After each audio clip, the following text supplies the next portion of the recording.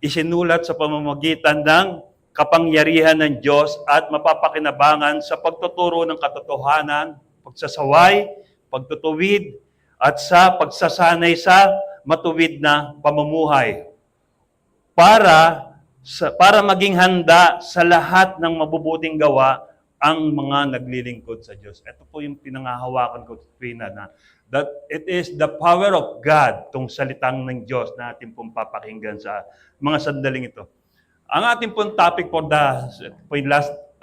last Sunday na po is about how to live in this world. Batid naman natin na mayroong tatlong pangunahing bagay para tayo ay mabuhay sa mundong ito. Una, kumain, matulog, at gumawa. Sa pangunahing itong bagay na kailangan natin, meron pa, ito yung, hindi balanse rito, dalawa lang ang malagay mo rito, hindi ka makukumpletong mabuhay. Kaya lang talagang, minsan, sa pagkain natin, may mga restrictions sa atin, bawal ang pork, bawal ang dugo, bawal ang sugar, bawal yung mga salted foods.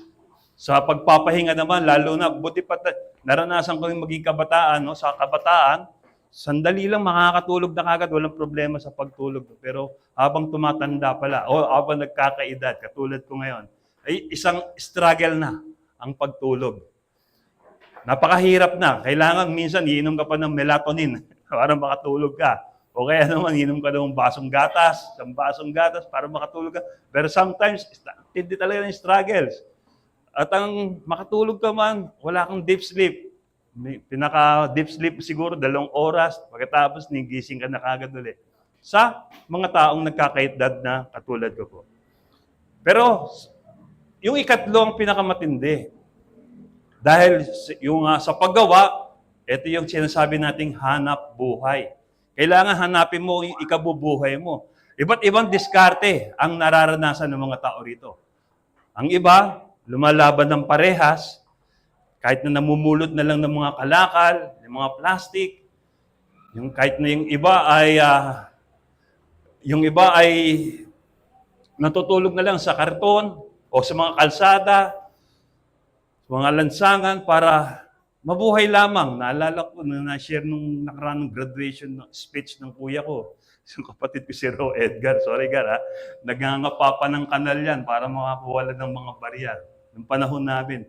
Kami naman magkapatid, si kuya ko, namumulot kami ng kalakal sa gabi. Dahil sa gabi tinatapon yung mga basura. Talaga nangangalkal kami ng mga kung ano mga pwedeng maibenta, mga plastic, mga karton, kinabukasan, ipagbibili namin. Salamat. Praise the Lord.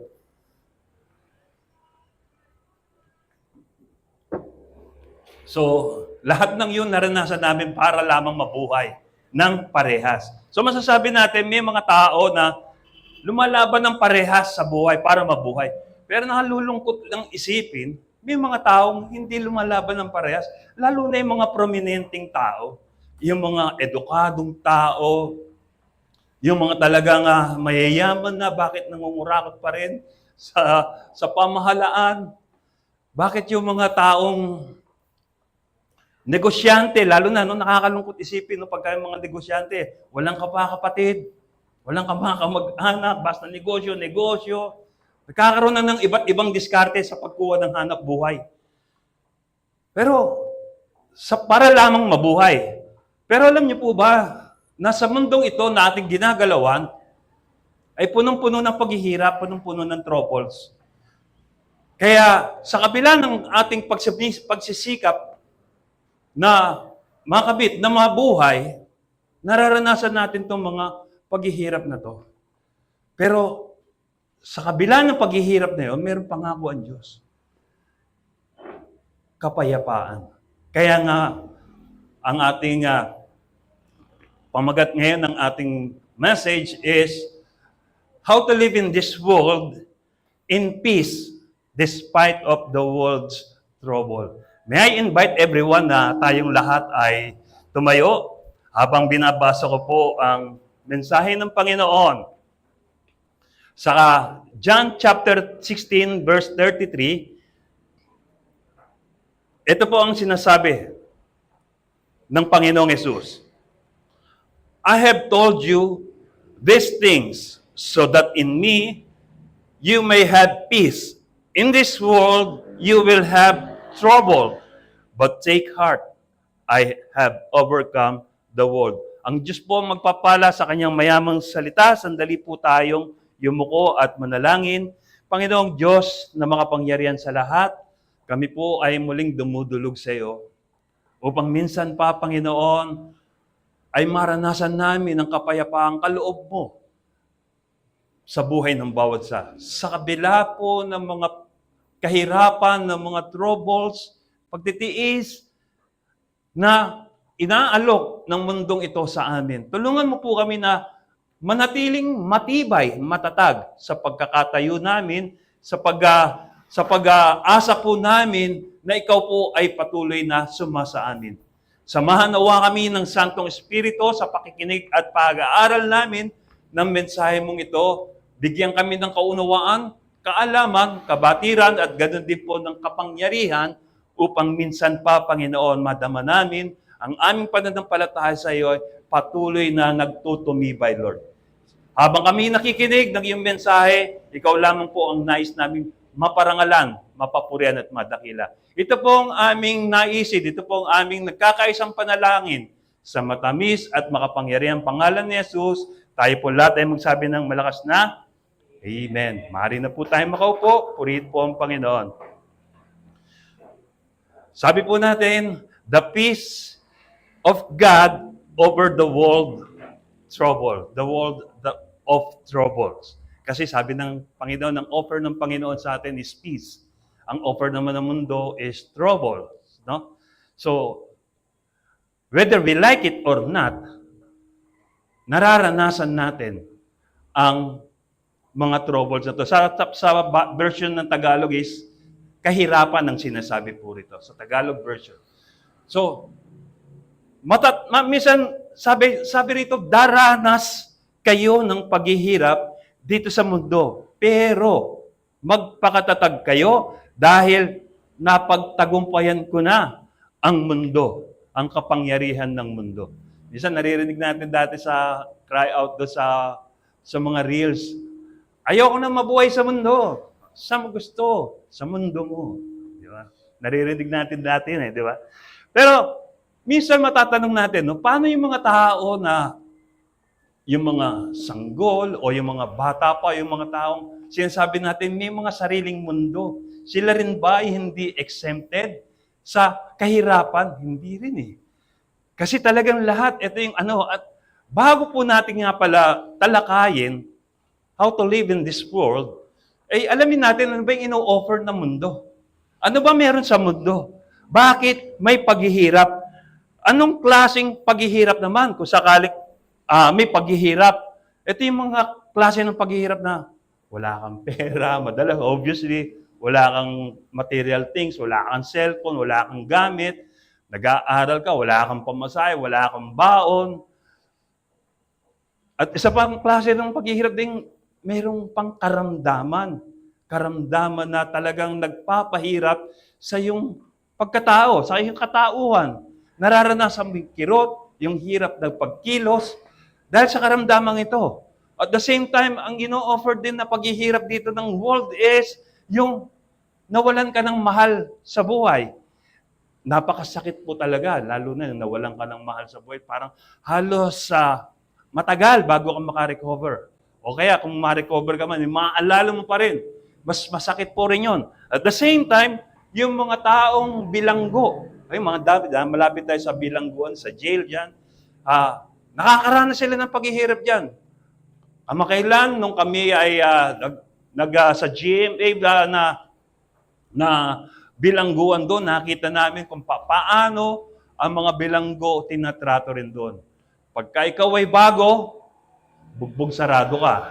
Talagang nakita namin, daming black eye na namamagapay At the same time, para kang busabos doon pag bago ka. Lalo na depende sa kaso mo, lalo na pag kaso mo, rape, bugbog sarado ka lagi doon. So, bilanggo na sila, no? Nakakaranas pa rin ng pagpapahirap ng kapwa nila bilanggo. At the same time, ano pang kahirapan ng tinutukoy natin dito? Yung nakikita po natin ngayon, visible, yung digmaan. Ang tagal na ng digmaan ng Russia at ng Ukraine. Nadagdagan pa ng Israel at ng Iran. Sumama pa yung US. So ano naging epekto nito sa atin? Lalong tumaas ang presyo ng mga pangunahing bilihin because of their control of oil na kung saan ay talagang sila ang merong yaman ng langis.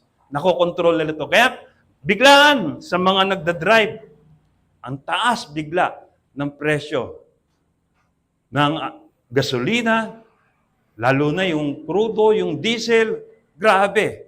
Ito po yung bunga ng mga paghihirap na ino-offer sa atin ng mundo. Paano naman natin mapagtatagumpayan ang paghihirap? Ang offer naman ng Lord sa atin. Despite the fact na may paghihirap, I offer peace. It is not like the peace that the world gives. Kasi yung binibigay na kapayapaan ng mundo, panandalihan. Hindi tumatagal. Minsan bogus, minsan peke. Sabi po rito sa 1 John chapter 2 verse 16, "For everything in the world, the lust of the flesh, the lust of the eyes, and the pride of life comes not from the Father, but from the world." So what the world offer is lust and pride. What kind of lust? Lust of the eyes, lust of the flesh. Kung uuriin natin, paano natin to naipapamuhay? Bisan, sa totoo lang, halimbawa lang to sa kainan, lalo na buffet. Pagka pila niya na, talagang pinupuno niya yung pagkain niya, ayaw niya nang bumalik. Pero mamaya-maya, hindi niya maubos yung pagkain. Kaya nga yung mga buffet ngayon, sa mga nag-o-offer ng buffet, sabi niya, tinitimbang na yung mga leftover. Kasi minsan may mga sinasabi, takaw mata. Sa mata pa lang yun how much more yung flesh natin. Sa totoo lang, yung katawan natin ito is talagang weak. Dati kasi kung babalikan natin, nung pinaglagyan ng Diyos si Adan at si Eva sa Eden, doon sa paraiso. Sa paraiso, hindi mo mararamdaman doon yung kagutuman, kauhawan, dahil kumpleto na, dahil perfect body kayo. Pero minsan, dahil sa pagsuway, pumasok yung kasalanan. At nung pumasok yung kasalanan, eto na naging kamandag ng kamatayan, nagkaroon ng kamatayan. Nung nagkasala dahil sa pagsuway si Adan at si Eva, saan nilagay? Dito sa mundong ito. Inalis sila sa Eden. Inalis sila sa paraiso. Dahil sa paraiso, nandun yung tree of life. Na bagay na 2 puno yung pinagpipilian. Yung isa may restriction, wag kang lalapit sa punong kahoy na nagbibigay ng kaalaman tungkol sa mabutit masama, mamamatay ka. Pero walang restriction sa tree of life. Pero hindi sinabi na Diyos, lumapit ka rin sa tree of life. Pero nasa tao ang pagpipili. Ang pinili ng tao ay ang pagsuway. Dahil sa kanilang pagsuway, parang pinaramdam nila na hindi nila kailangan ang Diyos. Na hindi pinaramdam nila na ang Diyos ay hindi dapat masunod sa kanila. Kaya nga, ang ginawa ng Diyos, nagkaroon ng separation ang tao at ang Diyos. Pero habang nagpapatuloy na lumilipas ang araw, patuloy na nadadagdagan ang kasalanan ng tao. At habang nadadagdagan ang kasalanan ng tao, palayo ang tao sa Diyos.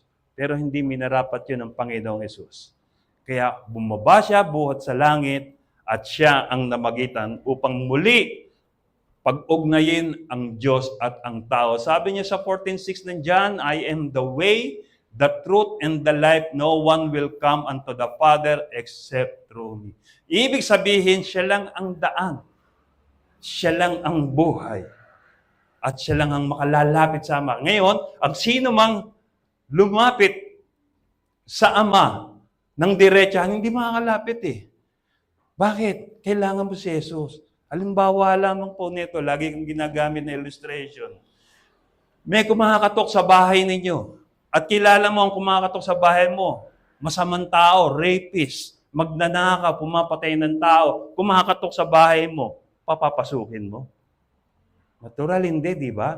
Pero kapag kasama niya yung anak mo o yung kapatid mo na mahal na mahal mo, kumakatok at kasama yon, patutuloyin mo. Patutuloyin mo dahil doon sa anak mo. Ganon din. Para makalapit ka sa Ama, kailangan mo yung anak na si Jesus. Sabi niya, ako ang daan, ang katotohanan at ang buhay, hindi kayo makapupunta sa Ama kung hindi sa pamamagitan ko. So, ibig sabihin, the lust of the eyes, the lust of the flesh, and the pride of life comes from the world. And from God naman is peace. Minsan sabi natin kanina, paano mo ma-achieve yung kapayapaan despite the fact na nandito pa tayo sa world at ikaw ay namaranas ng mga paghihirap, ng mga tiisin. The world contents, the world offers even the world offers even fame, glory and riches. Patay pa na yung offer niya. Kaya lang, sabi niya, sa lahat ng mga ino-offer niyang ito, may kapalit yan. Hindi pwedeng wala. The world, ano ba yung laman ng, sabi natin, ano ang laman ng daigdig? Sabi natin, lust of the flesh, lust of the eyes, and the pride of life. And also, at the same time, the world offers even fame, glory, and riches. Sa lahat ng mga bagay na to, na-achieve ng iba ito to the point of kahit sila ay magkasala. Kung maaalala nyo lang, no? Si Eva ay inoferan ng demonyo ng karunungan. Pero nung naging kapalit, kamatayan. At the same time, ang Panginoong Hesus inoferan ng demonyo ng kayamanan. The splendor of the world, the riches and splendor of the world. Sabi niya, ibibigay ko lahat sa iyo ang mga ito, sabi ng demonyo kay Jesus Christ, kung magpapatira pa ka lang sa akin. Ang sabi ng Panginoong Hesus, lumayas ka, Satanas, sapagkat nasusulat ang Panginoon mong Diyos lamang ang iyong sasambahin. Di ba? Yung isa, inoferan ng karunungan, tinanggap. Yung Panginoon naman, inoferan ng splendor of the world, tinanggihan. Di ba? Kaya ano nangyari? Nagkaroon po tayo ng pag-asa sa mundo na kung saan, whatever the world's offer to us, na alam natin makasasama sa atin, huwag na nating tanggapin. Ang dami, sa totoo lang, ang dami ang ino-offer sa atin. Matulog ka na lang, huwag ka na lang umattend ng Bible study. Huwag ka nang umattend ng church service. Matulog ka na lang. Offer niya yun. So, ngayon, pag tinanggap natin yung offer niya, sino nawalan? Nawalan ka ng strength, inner strength, spiritual strength, dahil hindi ka nakinig. So, di ba? Lahat ng mga offer ng demonyo, and even the world, meron ka rampatang kapalit. Hindi pwedeng wala. Sabi sa 1 Corinthians chapter 7, verse 31, those who use the things of the world should not become attached to them. For this world, as we know, it will soon pass away. Lilipas din ang bundong. Sabi, heaven and earth will fade. Kinakanta natin to. But His word will still remain. Ang mundong ito ay lilipas din. Mayroon limitasyon. Titigil at titigil din to pagdating ng araw. Ang mga gumagamit ng mga bagay dito sa mundo ay hindi dapat mawili sa mga bagay na ito. Dahil ang mga bagay sa mundong ito ay lilipas. Ano ba kinawiwilihan natin sa mga yon? Mga kapatid, yung mga paggawa natin ng content, yung mga reels natin, yung pakikipag-chat natin, o yung pag-scroll up natin sa cellphone, ano ba kinawiwilihan natin? Sabi, huwag daw nating kawilihan ang mga bagay na ino-offer ng mundong ito. Dahil it will separate us from the presence of God. Sa halip na magbasa ka ng Bible. Alam niyo, sa totoo lang dati, sa church. Dahil wala pa cellphone noon, ang mga mananampalataya nagdadala ng Biblia. No matter gaano kataba, gaano kakapal, nagdadala ng Biblia yan. Pagpupunta sa church. Ngayon wala na tayong makikita nagdadala. Lalong bakit? Kasi may cellphone na eh. Sa cellphone, merong Bible apps. Sana lahat ng mga cellphone natin dito, ng may-ari ng cellphone, merong Bible apps. Para sa ganoon, kahit tulad ng nangyari dito, wala tayong visual, meron tayong Bible apps na mababasa. Amen ba doon? So, malaking bagay. Ang Bible ngayon nasa cellphone na. Hindi ka na required na magdala ng ganong kakapal, yung mabigat na mga na Bible. Naalala ko kasi dati nung ako ay nag-aaral pa, the same time ay nakakilala na sa Panginoon, sa bag ko, laging merong Bible. Ang bigat nun, doon pa lang. Ang kapal Tagalog eh. Tapos yung hardbound pa talaga, makapal, yung cover. At the same time, may mga pocket books pa akong dinadala sa pagbabasa. Yung time na yun, makikita natin, mabigat, pero magaan naman sa kalooban dalhin. Dahil Biblia yung salita ng Diyos. Pero ngayon, madali nang bitbitin. Minsan nakakalungkot isipin, wala akong Bible apps. Pero sana ngayon maging challenge po sa atin to. Maglagay kayo ng Bible application sa cellphone ninyo para the same time lagi nyo meron kayong nababasa. God offer peace. Ino-offer ng Diyos sa atin kapayapaan. Anong klaseng kapayapaan? Sabi, how to live in this world. Paano nga ba tayo mabubuhay sa mundong ito? Number one, hayaan mo, 2 bagay lang para mabuhay tayo sa mundong ito. How to live in this world in a godly way. Be led by the Spirit. Kailangan pinangungunahan ka ng Espiritu Santo. Paano? Paano ka pinangungunahan ng Espiritu Santo? You should walk by the Spirit. Sabi sa Galatians chapter 5 verse 16, walk by the Spirit and you will not gratify the desires of the flesh. Minsan, alam niyo, sabi natin, mahina ang ating katawan. Sa totoo lang, mag-skip ka lang ng isang meal, parang parang nagtatransform ka na, nag-iiba na yung mukha mo dahil nagugutom ka na, nauuhaw ka na. Pero sa totoo lang, sabi niya, magano ka, you should walk by the Spirit. You should follow instruction for Christian living. Yun ang ibig sabihin nun, walk by the Spirit. Ano ba ang instruction for Christian living? Di ba?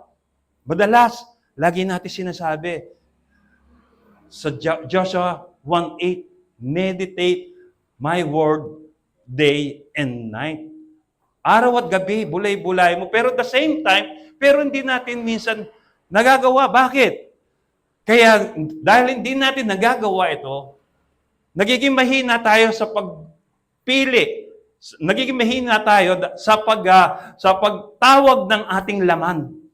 Nakakagawa tayo kaagad ng kasalanan. Kaya, sabi sa Matthew chapter 4 verse 4, sabi niya, hindi lamang sa tinapay nabubuhay ang tao. Ang ibig sabihin, hindi lamang sa pagkain nabubuhay ang tao, kundi sa bawat salita na namumutawi sa bibig ng Diyos. Ang ibig sabihin daw po pala nito, ang salita ng Diyos ay pagkain ng ating kaluluwa upang ang ating espiritu ay lalong tumitibay, tumatatag sa anumang uri ng pagsubok na ating kinakaharap.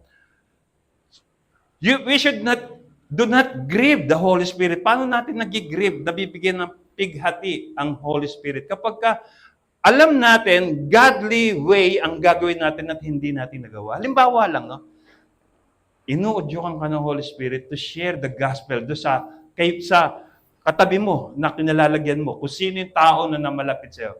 Inuudyukan ka, share mo ng word of God yan para makakilala sa'yo. And then hindi mo sinunod. Doon nag-grieve yung Holy Spirit.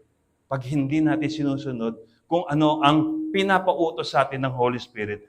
So sabi, we should follow instruction for Christian living para makabit natin, para mabuhay tayo ng according in a godly way. Number 2, sabi, ano ba yung number 1? Sabi, be led by the Spirit. And number 2 is live a life of worship in the body. Alam nyo, sandali lang yung buhay natin to, umabot ka mo na 100 taon. May limitasyon pa rin yan. Mamamatay at mamamatay ka rin. Pero sabi, habang nabubuhay ka, habang may lakas ka, gamitin mo ang iyong katawan bilang isang buhay na pagsamba. Alam naman natin yung chapter 12, verse 1 ng Romans, di ba? Therefore, I beseech you, brethren, that by the mercies of God, that you should present your body a living sacrifice, holy, acceptable unto God, which is your reasonable service.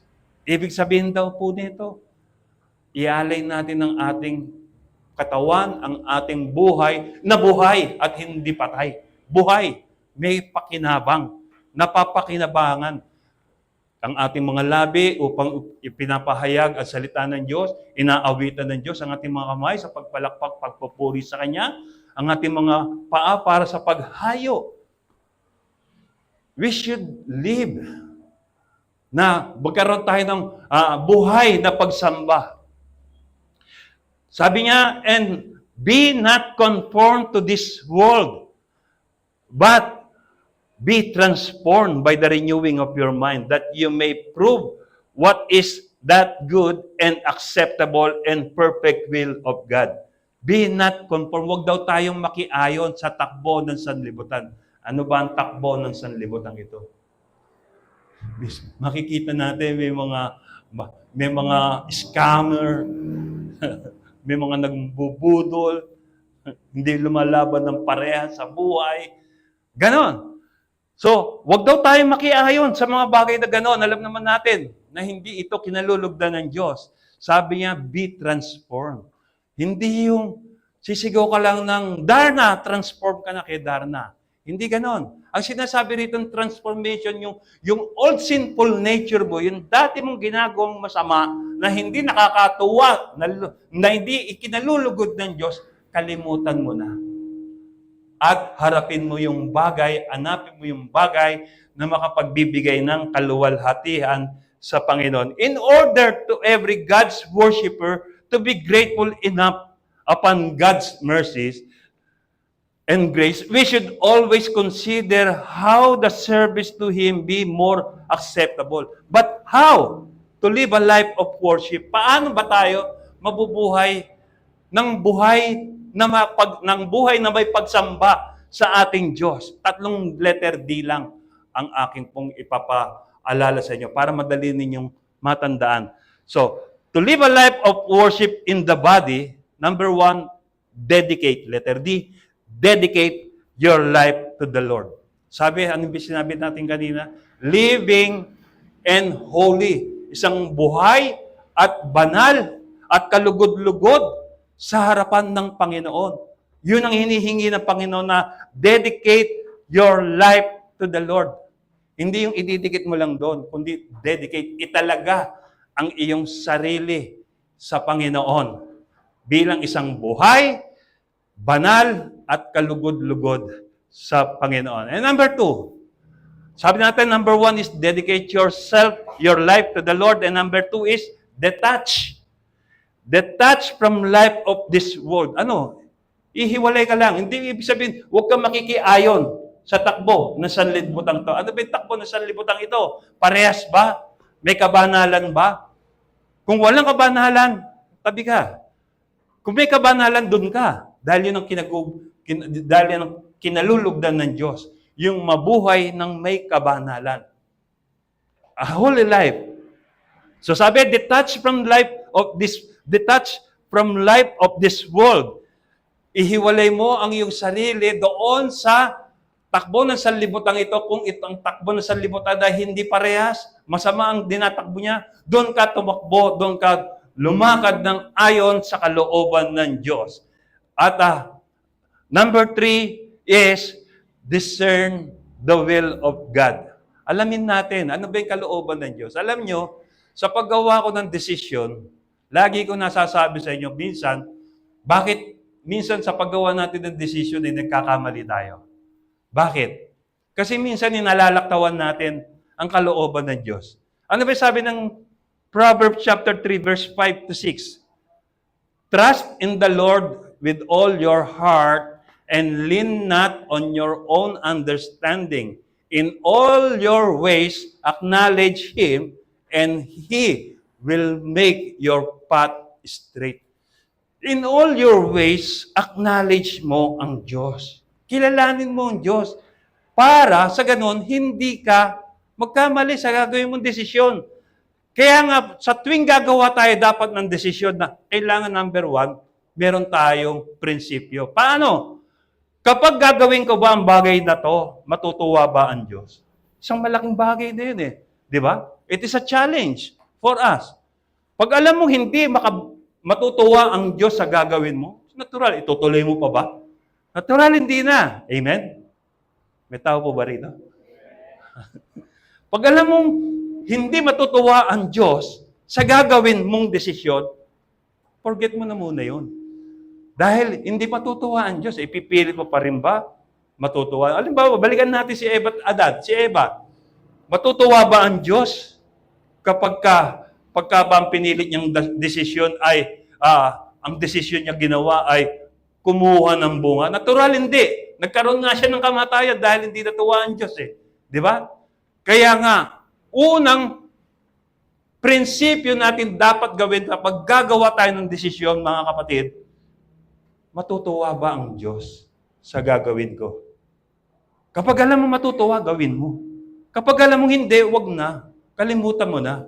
Hanap ka na lang ng iba pa. Bagay na pwedeng ikalugod ng Diyos sa atin. So tatlong bagay lang. How to live a life of worship in the body. Ano yung number one? Dedicate your life to the Lord. Number two is, detach from life of this world. Humiwalay ka sa masamang impluensya niya. And number three is, discern the will of God. Tatlong bagay lang, tatlong letter D para madaling matandaan. Para sa pagdating ng araw, minsan, gagawa tayo ng desisyon, alalahanin natin ito. Because, sabi, discern the will of God, yung renewing of your mind. Alamin mo kung paano mo mabibigyan ng kaluwalhatian ang Diyos sa gagawin mo. Sabi natin kanina, yung chapter 12, verse 2 ng Romans, sabi dito, be not conformed to the pattern of this world. Paano yun? Do not accept its offer. Balikan natin ulit, no? The world offers wisdom to Eve. Ano nangyari? Nagkaroon ng kasalanan, nagkaroon ng kamandag ang kamatayan. Nagkaroon tayo ng kamatayan. Pangalawa, the world offer the splendor and the riches of the world to Jesus Christ, pero rejected kay Jesus Christ. So, masasabi ko lamang sa ating mga kapatid, do not accept its offer kung alam natin hindi makapagbibigay ng kaluwalhatian sa Diyos ang ino-offer niya. Kaya nga in Ephesians chapter 4, verse 23, sabi niya, and be renewed in the spirit of your mind. Magbago na kayo ng kaisipan. Ano ba yung kaisipan natin dati? Kaisipan ba natin dati nakapagbibigay ng kaluguran sa Diyos? Palitan na natin yung kung hindi nakapagbibigay ng kaluguran sa Diyos. Palitan natin ng makapagbibigay ng kaluwalhatian sa Kanya.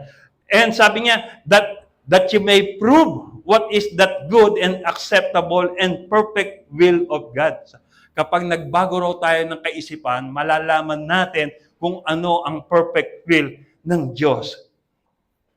God created us for a very special purpose, and that is to worship Him in spirit and in truth. Tatlong get din ang masasabi ko rito para tayo maka-separate sa mundong ito, no? Get in to God's purpose. Kung ano ba yung kalooban ng Diyos, let us be involved. Get in. And number two is get off. O-double-F. Get off to this world offers. Alam natin na hindi maganda yung ino-offer niya, makapag-separate sa kalooban ng Diyos. Get off tayo dyan. And the last is get up. Tumayo tayo. To stand to God's will. Panindigan natin kung ano ang kalooban ng Diyos, kung ano yung pananalig natin sa Diyos, pagkakakilalas natin sa Diyos, na siya'y walang hanggan, tayuan natin ito. Dahil ganun kabuti ang Diyos. Sinasabi sa Bible, even Jesus Christ Himself said, say these things to His disciple, to His apostle. Sabi niya, you are the light of the world. Sabi nga natin sa ating katabi, you are the light of the world. Ikaw ang ilaw ng sanlibutan. Alam nyo, nung araw, yung ilaw, hindi katulad ng ganito. Yung ilaw dati, apoy, nasa gasera. No? Kaya yung apoy na yon, hindi yun nilalagay sa ilalim ng lamesa dahil masusunog ang lamesa. Sa halip, ang ilaw na yon nilalagay sa patungan, sa lamesa, para magliwanag ang buong kabahayan. Kinakailangan, tulad, alam nyo ba yung palito? Nakakita na tayo ng palito ng posporo, di ba? Ano bang purpose ng palito? Pan-toothpick, pantinga? Hindi. Kinakailangan, tulad ng posporo, kinakailangan munang ikis-kis para magsindi upang mag-ilaw. Ang ibig sabihin, tayo rin yung parang palito. Para tayo mag-ilaw, dadaan tayo ng paghihirap. Kinakailangan ikis-kis tayo.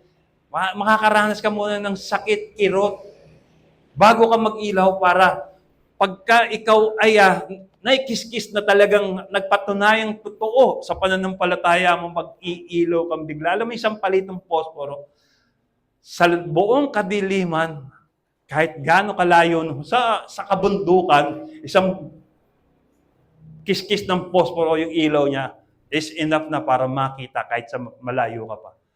Kaya nga tayo ay ilaw ng sanlibutan. Ano ba ang kabuluhan ng ilaw kung walang liwanag?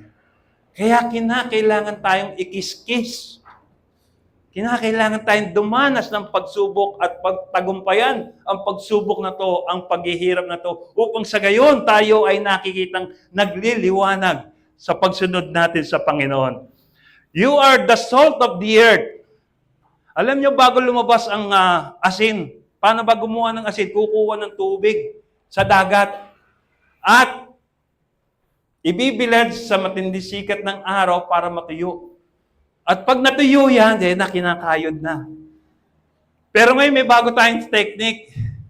Dahil meron namang apoy, kukuha ng tubig sa dagat, pakukuluan hanggang sa reduction. Ma-reduce hanggang sa matuyo. At doon na magiging asin.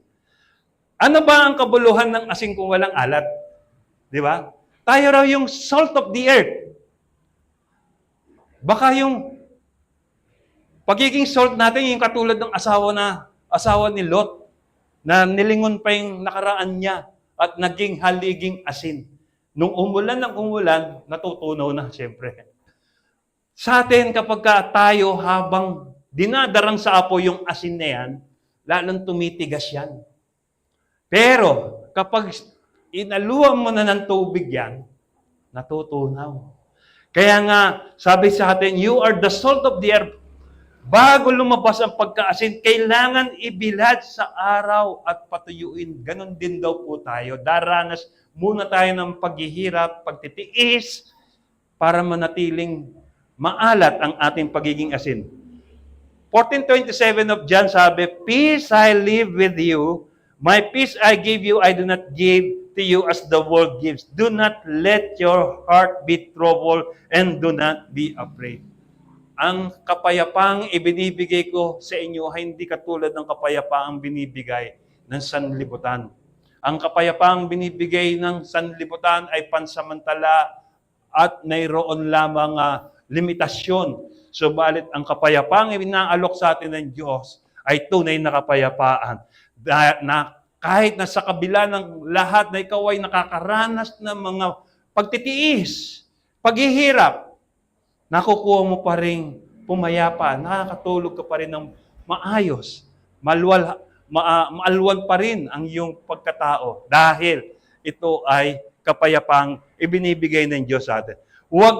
Huwag kayong mabagabag kung makabalita kayo ng mga digmaan at mga usap-usapan tungkol sa digmaan. Dapat mangyari ang mga ito, ngunit hindi pa ito ang wakas. Darating at darating daw talaga. Ngayon, no, nakikita na natin yung resulta ng mga digmaan ng 4 na bansa o 5 bansa. Talagang maring sa ngayon, hindi natin nakikita. Pero kung if we i-visualize lamang natin kung ano nga ba ang nangyayari kapag may digmaan. Ito yung sabi niya, ito yung larawan ng walang puso, walang pag-ibig. Dahil sa patayan lamang, walang patumanggang patayan. Nung araw, alam niyo, bago manalo sa labanan ang mga tao, ang kanilang mga weapon is only bow and arrows and swords. Yun lang. Pero ngayon, alam nyo ba, dati sa Hiroshima, Nagasaki, isang atomic bomb lang, isang syudad ang na-wipe out. Ganong katindi ang mga weapon natin ngayon. Much more ngayon yung nuclear, isang bansa kaya netong i-wipe out. Ganon na katindi ang destruction ngayon. Kaya kung titignan natin, kung ating yung i-visualize, ano ba nangyayari sa mga naglalaban ng bansa na to? Ito ba'y nandito pa ba ang Diyos?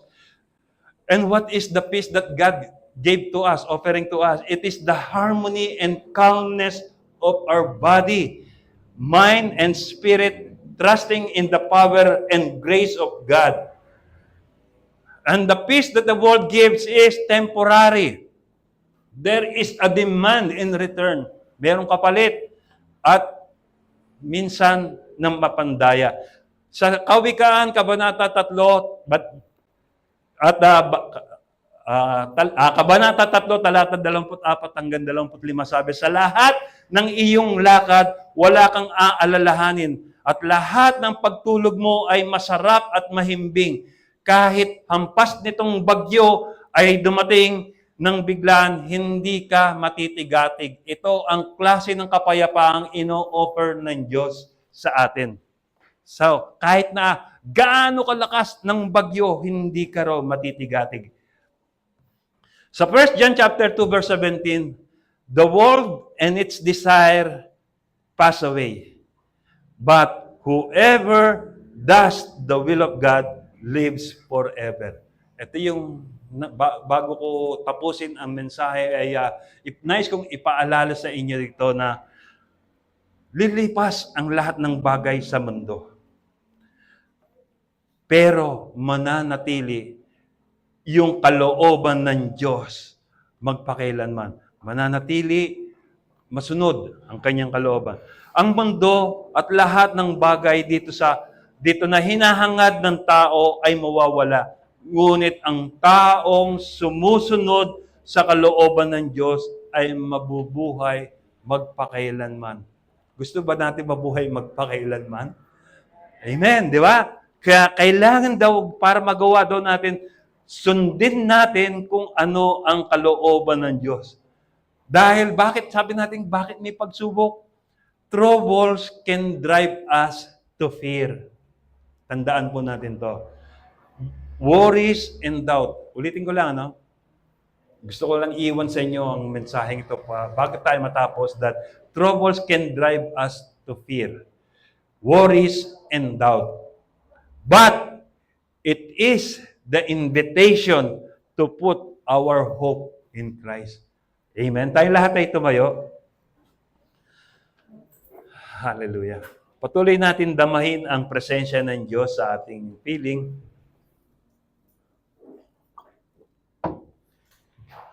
Napakabuti ng Panginoon. Tulad ng inawit natin kanina, kanyang dakilang katapatan ay ating nararanasan kahit minsan hindi tayo nagiging matapat.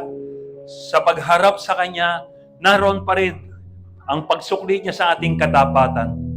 Kaya marapat lamang sa mga sandaling ito, ibigay natin ang oras na ito para sa Kanya upang siya ay ating luwalhatiin.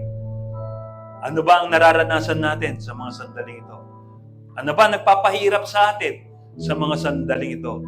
Ang kawalan ba ng pananalapi ng mga tinatangkilik sa buhay? Karamdaman ba? O yung banta ng digmaan na nangyayari na nagbibigay ng mga krisis sa ating mga buhay. Tandaan natin, mga kapatid, anumang sitwasyon nating kinakaharap, nakikita tayo ng Diyos. At nais ng Diyos na tayo ay laging mailagay sa safe. Kaya yung protection niya sa atin, tuwina, ay laging naroon. Tayo manalangin. Panginoong Diyos, tunay nga po, ikaw ay banal, ikaw ay dakila.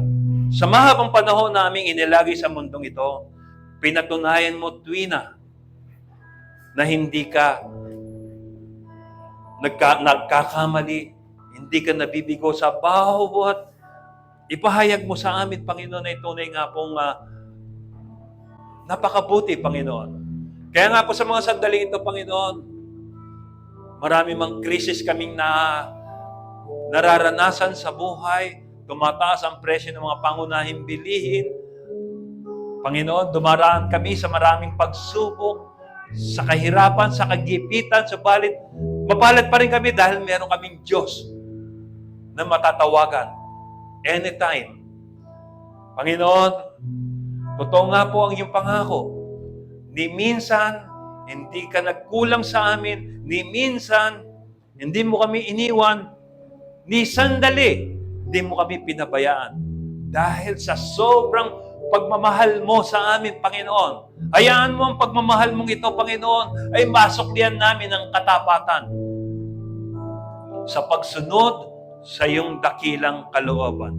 Maraming pong salamat, Panginoon, sa pagtuturo po sa amin how to live in this world in a godly way, Lord.